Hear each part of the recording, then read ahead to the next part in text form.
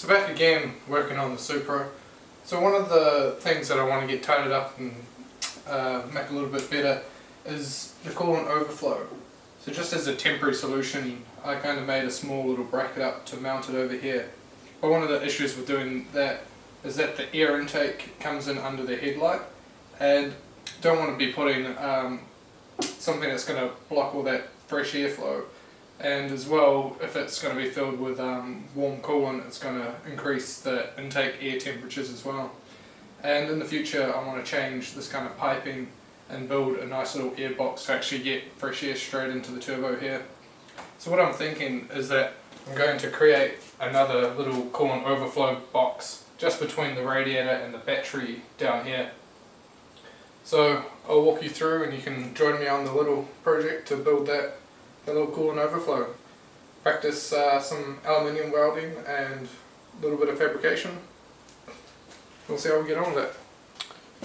So just measuring this little spot up here, it looks like I can get away with about 16 centimeters tall. One thing I'm kind of concerned about is that when I attach the positive to the battery, I need to actually make sure that it's going to be tucked in out of the way, because I don't want it to accidentally short against the coolant overflow. So I might make it just a little bit lower than the battery height just there. So even if the terminal does swing around, it's not going to bang straight into the coolant overflow and cause a short. So looking about 15 centimeters tall, probably 7 centimeters wide, maybe a little bit less. And then I can probably make it roughly the same length of the battery, which is going to be another 16-17 centimeters deep. So I'll cut a few templates out, just a few pieces that I can tack together just to kind of get a rough idea of what it's going to look like in there, and then we'll go from that.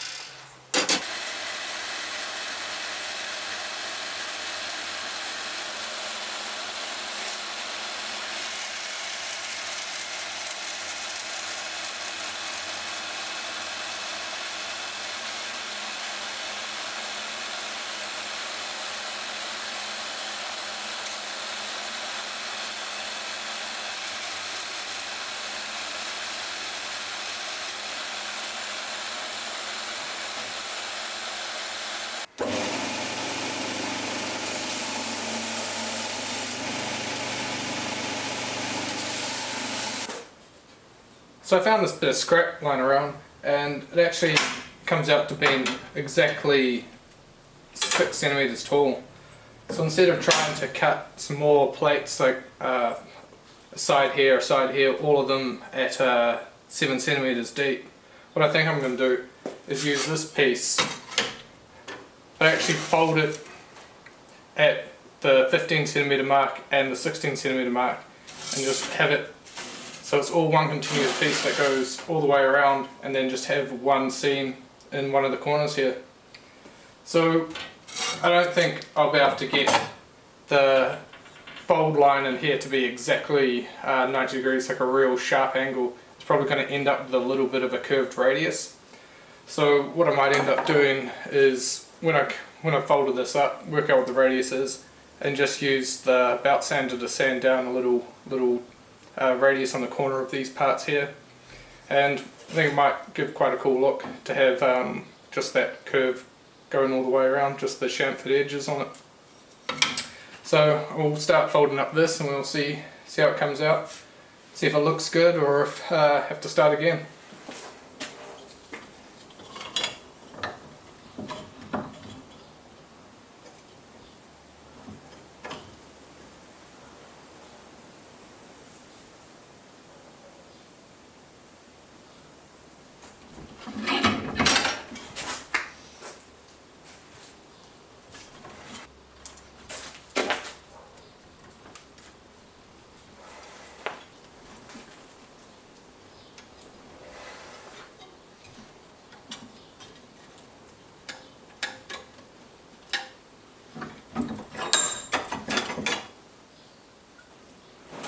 So I just finished folding this width section up, and just gonna test fit to see how good the folds are and how it looks.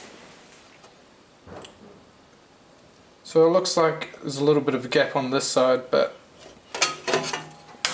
once I pull this together and weld it up tight, it should be like a really good fit. Then I just need to sand off the little radius on these corners just to make welding a little bit easier. But overall, looks like it's come out pretty good. So just gonna tack up this. Not sure if I'll weld this whole edge now or just tack it and then get everything tacked together and actually leave that edge there for the actual final weld.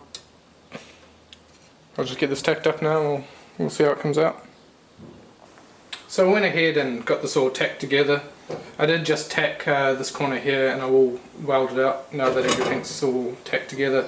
Before I finish weld it, just want to actually get it all situated in the car and just see if I need to make any mounting brackets and how those brackets would look, and get those brackets tacked on before I do any finish welding, just because I know as soon as I start welding it that the metal's going to pull and change and kind of distort. So the more tacks, and if I have a bracket that joins two corners, it's just going to keep it more square and make it hold its shape a lot better. So we're just going to test fit this in the car, work out what brackets I need to create, but pretty happy with how it came out. Probably have like a fill cap here that has the overflow inlet that goes all the way down to the bottom, and then some kind of hole at the top for when this thing gets completely full and there's pressure inside, the coolant can actually escape to stop the system from getting too pressurized. So this is pretty much how it's going to sit in the car. Now for mounting options, got a couple here. So there's a hole here that goes over this kind of just plastic trim piece. So I can actually make that either put a nutsert or some kind of clip in here, and then make a bracket that comes off here and clips into this. There is also these mounting holes on the radiator, so I can actually make a bracket that probably comes down and across here. So probably want to put like a little filler cap here, which seems like it will work with enough room to actually get it on and off. Yeah, there's enough room in there. With the inlet, so this hose will probably come in somewhere here with probably the outlet on the back to go down. So it looks like it's going to work alright. Just need to probably will use a couple of these holes here and just make a bracket that kind of comes down, matches up with this to hold it in place. So it is low enough, it is as low as I want it to be, so this positive cable isn't going to have too much chance of shorting out on it.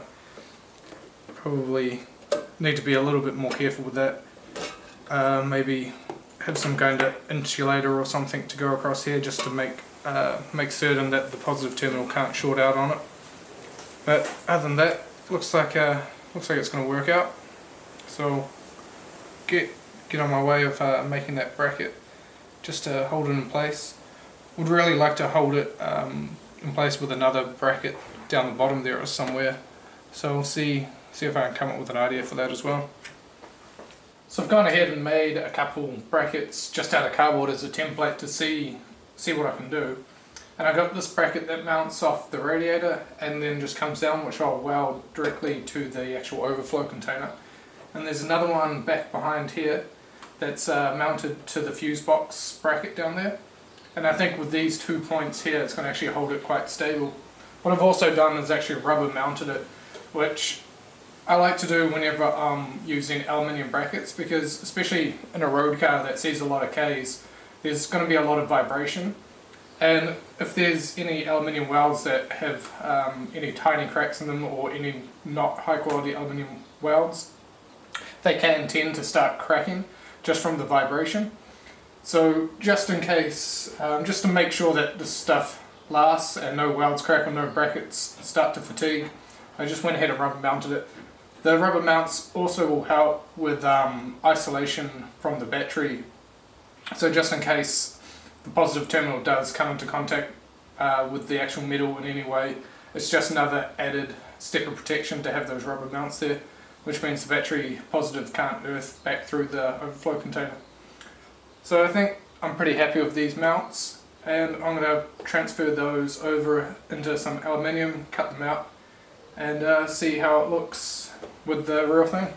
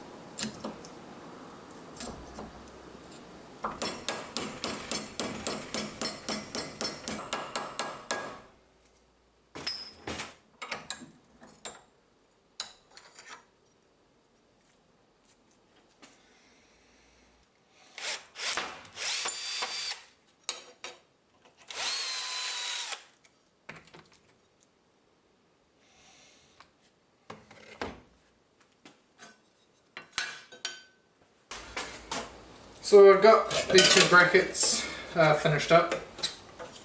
Looks like they're going to work quite well in the car. Just need to get the final placement on the overflow sorted out and tack them on and just do a final fit up and see how it looks. But pretty happy with how both of these came out. Didn't really put too much effort into making them come out really clean, as I'm not sure if I'm going to paint it or what I'm going to do with it. Probably can't get it anodized as I'm using the wrong filler metal to do that. But pretty happy with how it came out.